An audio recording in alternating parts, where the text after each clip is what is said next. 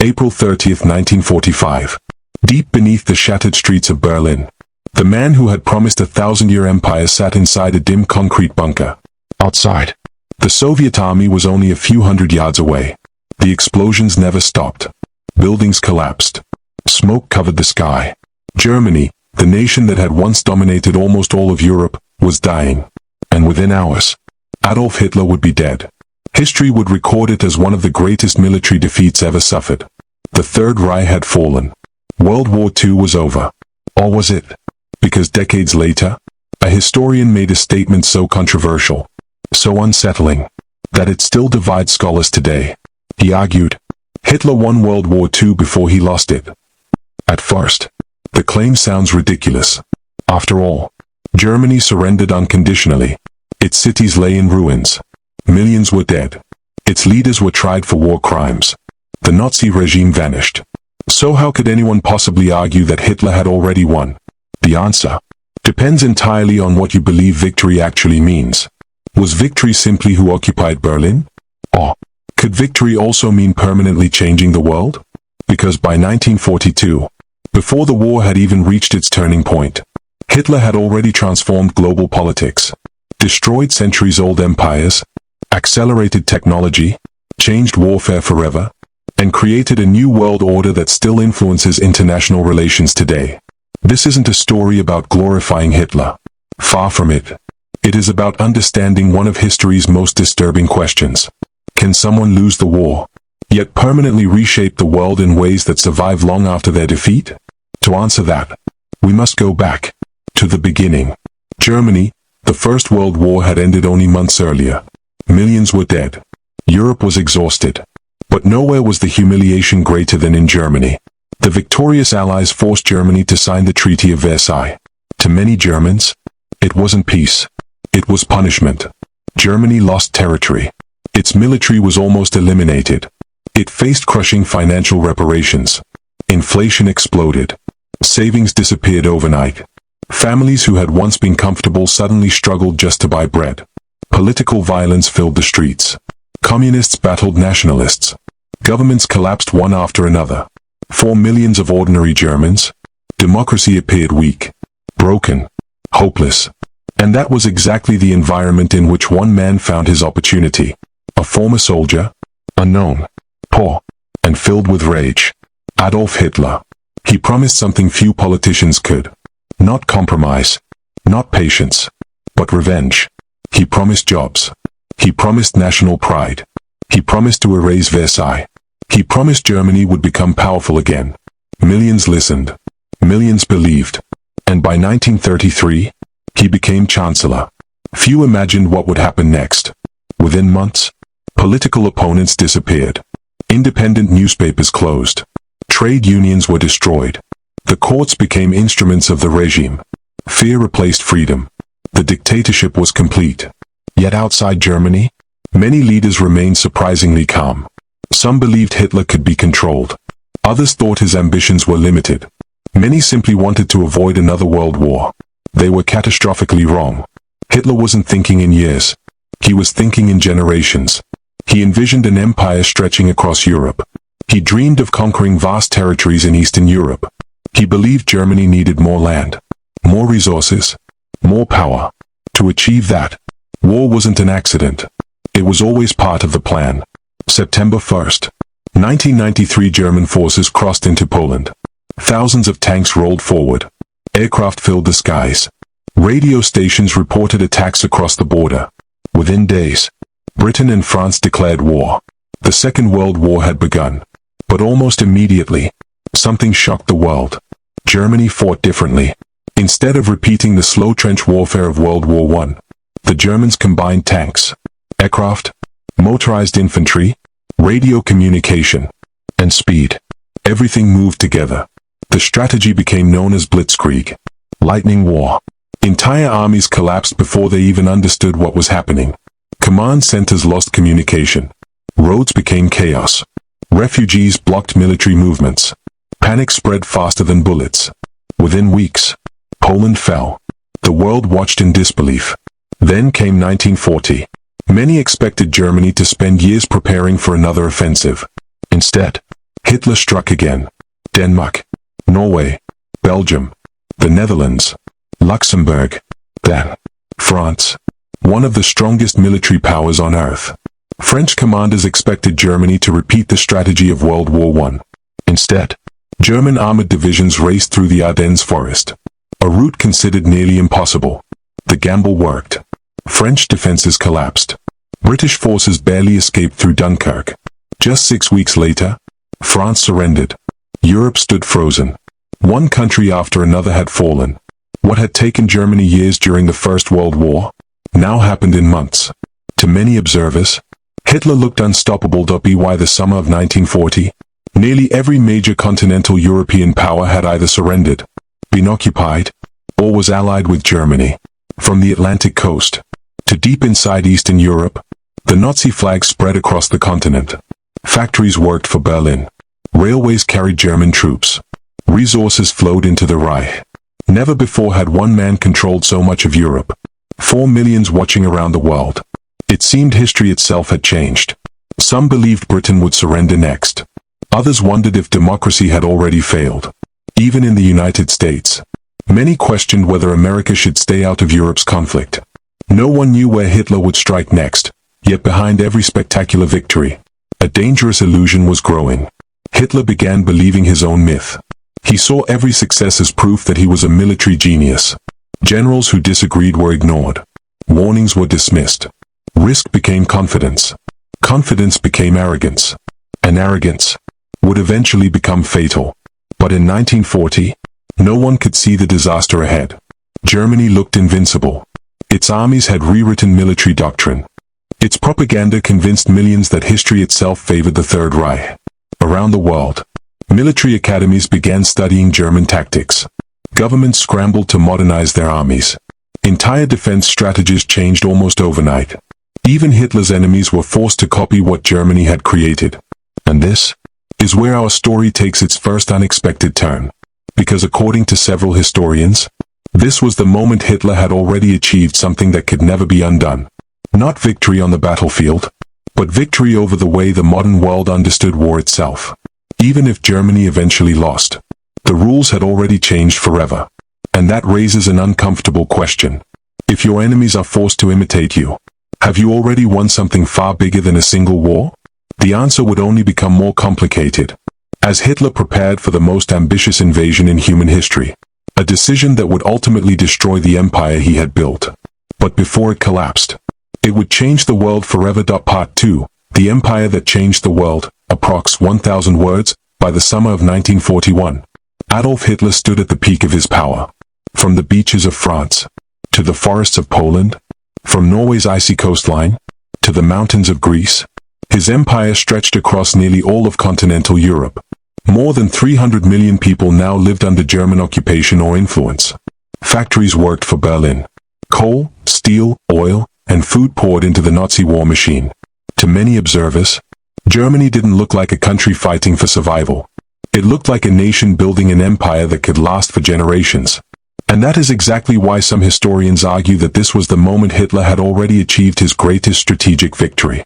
Not because he had defeated everyone, but because he had forced the entire world to change. Before World War II, many military leaders still believed future wars would resemble the trenches of World War I. Slow, static, measured in yards instead of miles. Generals planned for another war of exhaustion. Hitler's army shattered that assumption. Germany demonstrated that speed could defeat size. Coordination could defeat numbers. Technology could overwhelm tradition. Tanks were no longer simply support weapons. Aircraft were no longer just reconnaissance tools. Radio communication connected every moving unit into a single, fast-moving machine. Modern combined arms warfare had arrived. And every nation watching took notes. Even Germany's future enemies began redesigning their own armies. In that sense, the military revolution had already happened.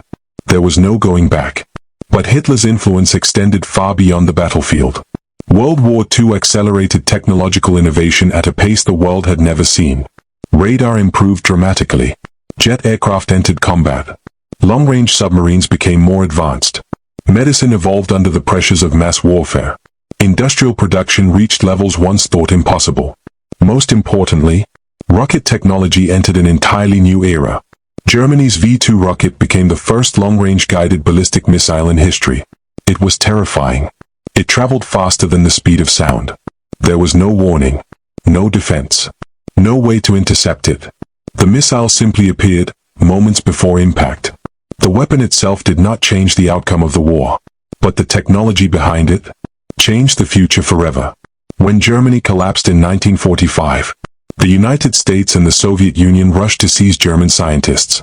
Both superpowers understood something extraordinary. The next war would not simply be fought with rifles and tanks. It would be fought with rockets. One of Germany's leading rocket engineers, Wernher von Braun, would later help develop the rockets that carried American astronauts to the moon. The same engineering principles first developed for wartime missiles eventually became the foundation of modern space exploration. A chilling paradox emerged.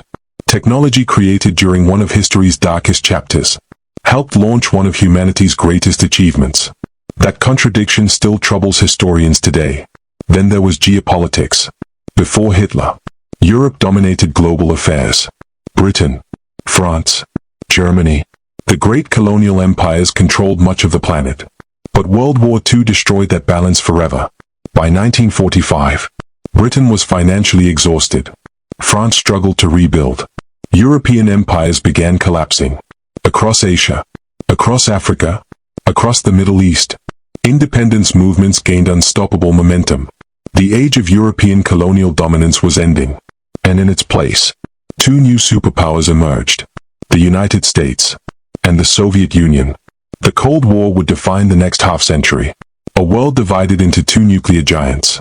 A global rivalry stretching from Berlin to Korea, from Cuba to Vietnam, from space to the ocean floor. None of that world existed before World War II. The conflict Hitler unleashed had permanently rearranged global power.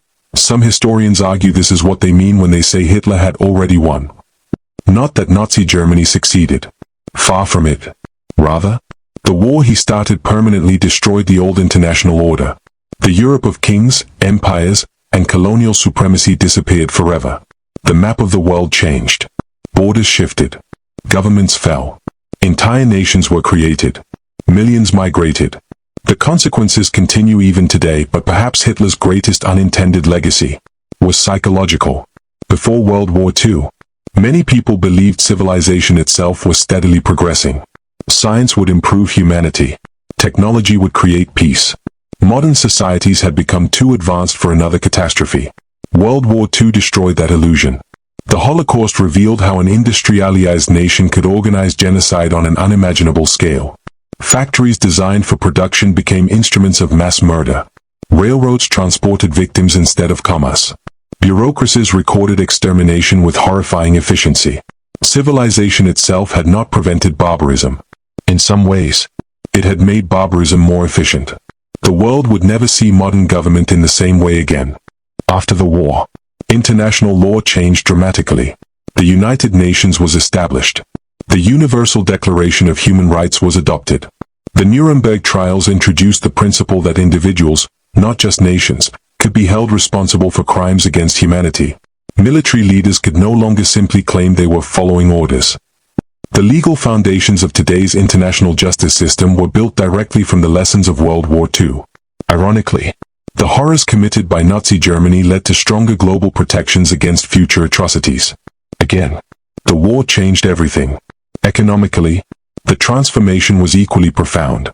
The United States emerged from the war as the world's dominant industrial power. American factories had produced staggering quantities of ships, aircraft, vehicles, weapons, and supplies. After victory, those same industries fueled decades of unprecedented economic growth. The dollar became the world's leading reserve currency. American companies expanded globally. Hollywood, television, consumer culture, all spread alongside American influence. The 20th century increasingly became the American century. Ironically, it was World War II that accelerated America's rise into the position it still occupies today. But while historians debate these sweeping consequences, there was one enormous problem with Hitler's vision. He believed history had already crowned him victorious. He believed destiny guaranteed his success. And that belief led him to make the single most disastrous decision of the entire war. A decision that ignored geography, ignored logistics, ignored history itself. On June 22, 1941, more than 3 million German soldiers crossed into the Soviet Union. It was the largest invasion in human history. Hitler expected victory within months. His generals predicted the Red Army would collapse before winter. Instead, they awakened an enemy unlike any Germany had ever faced. The Soviet Union refused to surrender. Its factories moved east. Its armies regrouped. Its people endured unimaginable suffering. As autumn turned to winter, German supply lines stretched beyond their limits. Fuel ran short. Food became scarce. Vehicles froze. Weapons jammed. Temperatures plunged far below zero. The Blitzkrieg that had conquered Europe began to slow. Then, it stopped. For the first time since the war began, Hitler had not won. And once the illusion of invincibility was broken, everything changed. The empire that seemed destined to rule Europe for generations had begun its long march toward destruction. Part 3, the turning point. When the empire began to collapse, approx 1,000 words, history is often remembered through dramatic moments. A single battle, a famous speech, a decisive victory. But empires rarely collapse overnight. They usually fall the moment they become convinced they cannot lose. For Nazi Germany, that moment came in the Soviet Union. Operation Barbarossa was designed to end the war in the East before winter. Instead, it became a war with no end in sight. The German army advanced hundreds of miles in just a few months. Entire Soviet armies were surrounded. Hundreds of thousands of prisoners were captured. Cities fell one after another. To many observers, it appeared Germany was repeating the lightning victories that had stunned Europe. Berlin celebrated. German newspapers declared that Soviet resistance was collapsing. Hitler believed the campaign was nearly finished. But behind the front lines, a very different reality was unfolding. German supply trucks struggled to keep up. Roads turned into seas of mud after autumn rains.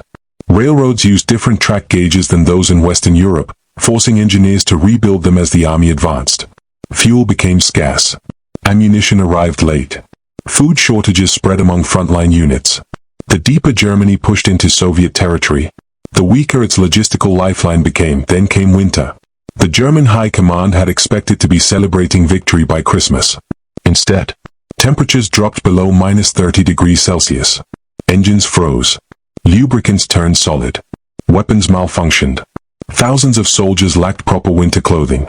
Frostbite became as deadly as enemy fire. The Blitzkrieg machine, built for speed, was never designed for an endless winter campaign. Meanwhile, the Soviet Union adapted. Factories were dismantled and transported thousands of miles east beyond the Ural Mountains. Entire industries resumed production while the war still raged. New tanks rolled off assembly lines. Fresh divisions arrived from Siberia. The Red Army absorbed losses that would have destroyed almost any other nation. And then, it struck back outside Moscow. German forces came within sight of the Soviet capital. Some soldiers claimed they could see its distant skyline. Victory seemed only days away. But it never came. In December 1941, the Soviet counteroffensive pushed exhausted German troops backward. For the first time in the war, Hitler's armies were forced into large-scale retreat. The myth of German invincibility was shattered. Across the world, people who had believed Germany could never be stopped suddenly realized something remarkable. The Third Reich could bleed. And if it could bleed, it could be defeated. Then came another event that changed history forever. December 7, 1941. Thousands of miles away from Europe, Japanese aircraft attacked Pearl Harbor. Within hours, the United States entered World War II. 4 days later, Hitler made one of the most debated decisions of the entire conflict. Without being required to do so by treaty, he declared war on the United States. Many historians still question why. Some argue he underestimated American industrial power. Others believe ideology clouded his judgment. Whatever the reason, the consequences were enormous. Germany had now committed itself to fighting the British Empire, the Soviet Union, and the United States, three of the world's greatest industrial and military powers. At the same time, no nation in modern history had successfully fought such a coalition. American factories soon began producing weapons on a scale the world had never witnessed. Ships, aircraft, trucks, tanks, millions of rifles, billions of rounds of ammunition. Entire Liberty ships were assembled in just weeks. Aircraft rolled off production lines around the clock. While Germany struggled with shortages, the United States expanded production month after month. The war had become more than a contest of generals. It was now a contest of economies. And in that contest, Germany faced impossible odds. Still, Hitler refused to change course. He increasingly overruled his own military commanders. Experienced generals warned that strategic withdrawals were necessary. Hitler rejected them. He ordered armies to stand and fight. No retreat. No surrender. Positions that could have been abandoned to save thousands of lives became death traps. The Führer's confidence, once viewed as strength, now became a fatal weakness. Nowhere was this clearer than in the city of Stalingrad. On the banks of the Volga River, German forces fought street by street, house by house, room by room. Factories became fortresses. Ruined buildings became battlefields. The fighting was so intense that soldiers often occupied different floors of the same building. Victory came at a terrible cost for both sides. Then, the Soviets launched Operation Uranus. Instead of attacking the city directly, they surrounded it. More than 250,000 German and Axis troops were trapped. Hitler forbade any breakout. He promised supplies would arrive by air. They never came in sufficient numbers. Cold, starvation, disease, relentless Soviet attacks. One of Germany's finest armies slowly disintegrated. In February 1943, Field Marshal Friedrich Paulus surrendered. It was one of the greatest military disasters in German history. The psychological impact was immense. For the first time, the world saw a German army surrender on such a massive scale. The tide of the war had unmistakably turned. From that point forward, Germany fought increasingly defensive battles. In North Africa, Axis forces were defeated. In Italy, the Allies landed and advanced north. Over Germany itself, American and British bombers struck factories, railroads, and oil facilities day after day. Industrial production continued, but under constant pressure. The Luftwaffe, once dominant in European skies, struggled to replace experienced pilots. Fuel shortages grounded aircraft. Experienced crews became impossible to replace. Germany's technological brilliance remained impressive, but technology alone could no longer compensate for overwhelming Allied manpower and production. Yet even as defeat became more likely, Hitler clung to the belief that miracle weapons would reverse the war. Jet fighters, advanced submarines, the V-1 flying bomb, the V-2 rocket.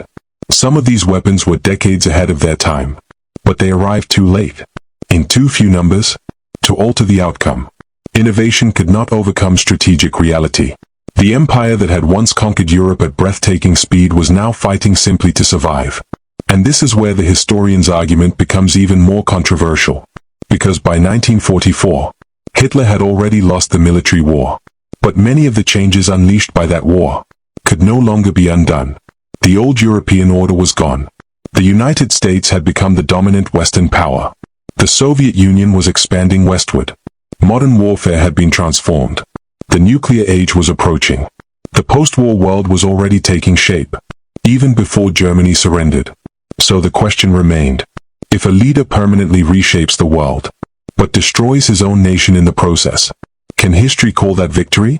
Or is it the greatest failure imaginable? The answer would be decided in the smoking ruins of Berlin. Part 4. The paradox of WWII. By the spring of 1945, the empire that Adolf Hitler had promised would last 1,000 years had survived just 12. The armies that once marched triumphantly through Paris now fought desperately inside their own cities. German roads were crowded not with advancing soldiers, but with refugees. Families fled westward. Children carried what little they could. Entire towns disappeared beneath bombing raids. The nation that had terrified Europe was itself collapsing. On the Eastern Front, the Soviet Red Army pushed relentlessly toward Berlin. Every mile came at an enormous cost. Entire cities had been reduced to rubble. Millions of soldiers and civilians had already died. But there was no stopping the advance. From the west, American, British, Canadian, and Allied forces crossed the Rhine. Germany was being squeezed from both directions. The Third Reich, which had once dominated almost all of continental Europe, was now surrounded. Its defeat was no longer a possibility. It was a certainty. Even then, Hitler refused to accept reality. Inside the Führer bunker beneath Berlin, He issued orders to divisions that no longer existed. He imagined counterattacks by armies that had already been destroyed. Maps continued to move imaginary units across imaginary battlefields. The gap between reality and belief had become absolute. The dictator who once commanded millions now commanded only illusions. On April 30, 1945, Adolf Hitler took his own life. A week later, Germany surrendered unconditionally. Across Europe, the war was finally over. Church bells rang. Crowds filled the streets. Soldiers embraced strangers. 4 millions? It was the end of years of unimaginable suffering. The Allies had won. Nazi Germany had lost. That much is beyond dispute. But history rarely ends where wars do. In the decades that followed, historians began asking a deeper question. Not whether Hitler won the war. He did not. Not whether Germany achieved its objectives. It did not. But whether the conflict he unleashed permanently transformed the modern world in ways no one could reverse. That is the origin of the provocative statement. Hitler won World War II before he lost it. It is not a claim that Nazism succeeded, nor does it suggest Germany achieved victory. Instead, it argues that many of the world's political, military, technological, and geopolitical changes became irreversible long before Berlin fell. Consider the map of Europe. Before 1939, colonial empires still dominated global politics. Britain ruled territories across multiple continents. France possessed one of the world's largest overseas empires. Germany sought to build another. After 1945, that era was ending. Within a generation, dozens of colonies gained independence. The global balance of power shifted permanently. Europe would never again dominate the world as it once had. Then came the Cold War. The United States emerged from World War II as the world's leading democratic superpower. The Soviet Union emerged as its communist rival. For nearly half a century, those two nations competed in every arena imaginable. Nuclear weapons, space exploration, espionage, proxy wars, economic influence. The international system that shaped the second half of the 20th century was born directly from the outcome of World War II. Military strategy changed forever. Every modern army studied lessons from the conflict. Combined arms warfare became standard doctrine. Air superiority became essential. Mechanized logistics became a science. Aircraft carriers replaced battleships as symbols of naval power. Intelligence gathering became more sophisticated. Radar, electronic warfare, strategic bombing, missile technology, all evolved dramatically because of the war. Future conflicts, from Korea to the Persian Gulf, were fought using principles refined during World War II. Science changed as well. The Manhattan Project introduced the atomic bomb. Humanity entered the nuclear age. For the first time in history, civilization possessed the ability to destroy itself completely. The terrifying logic of nuclear deterrence shaped international politics for decades. At the same time, rocket technology evolved into peaceful exploration. The space race, satellites, moon landings, modern GPS. Many technological paths trace their origins to innovations accelerated during the war. International law changed. The Nuremberg trials established that crimes against humanity could not be excused by rank or obedience. Genocide became a defined crime under international law. Human rights gained greater global recognition. The United Nations was created in the hope that another catastrophe of similar scale could be prevented. None of these institutions eliminated war, but they permanently changed how nations viewed responsibility, justice, and accountability. Yet perhaps the greatest lesson was psychological. World War II destroyed the comforting belief that advanced societies were automatically civilized. Germany had been one of Europe's most educated, industrialized nations. Its universities were respected. Its scientists were admired. Its culture was celebrated. And yet, within little more than a decade, that same nation committed some of history's greatest crimes. The Holocaust forced humanity to confront an uncomfortable truth. Progress alone does not guarantee morality. Technology alone does not guarantee wisdom. Education alone does not prevent cruelty. Those lessons remain painfully relevant today. So, did Hitler win World War II before he lost? Most historians would answer, no, because victory is ultimately measured by achieving one's objectives. Hitler wanted a permanent German empire. Instead, Germany was divided. He wanted racial domination. Instead, his ideology became internationally condemned. He wanted to destroy democracy. Instead, many democratic nations emerged stronger after the war. He wanted Germany remembered as the master of Europe. Instead, his name became synonymous with dictatorship, genocide, and catastrophic failure. By every strategic measure, he failed. But the historian's argument serves another purpose. It reminds us that wars rarely end when the shooting stops. Their consequences continue for generations. The Second World War reshaped borders, governments, technology, economics, international law, and global power. Those transformations became permanent long before the final surrender. In that limited sense, the world Hitler helped create was not the world he intended, but it was undeniably a different world than the one that existed before 1939. History remembers that paradox. Perhaps that is the real lesson. Power can conquer cities. It can overthrow governments. It can redraw maps. But it cannot guarantee the future. The ambitions that seem unstoppable in one decade can become the greatest warnings in the next. The Third Reich promised 1,000 years. It lasted 12. Its armies conquered a continent. Its empire vanished. Its ideology sought immortality. History buried it beneath the ruins of Berlin. And yet, the consequences of the war it unleashed still shape the world we live in today. That is why historians continue to study it. Not to glorify tyranny, but to understand how easily civilization can unravel, and how difficult it is to rebuild. Because history is not only a record of victories and defeats, it is also a reminder that the choices of one generation can echo for centuries. The greatest victory over Hitler was not winning the war. It was ensuring that the lessons of that war would never be forgotten. If you found this documentary thought-provoking, and you enjoy cinematic history that goes beyond the headlines, make sure to subscribe and turn on notifications so you never miss our next documentary. Every week, we explore the battles, leaders, untold stories, and historical mysteries that changed the world. If you enjoyed this video, leave a like and share your thoughts in the comments. Do you agree with the historian's argument that Hitler won World War II before he lost it? Or do you believe true victory is measured only by the final outcome? We'd love to hear your perspective. Thanks for watching, and until next time, keep questioning history, because the past isn't just something we remember.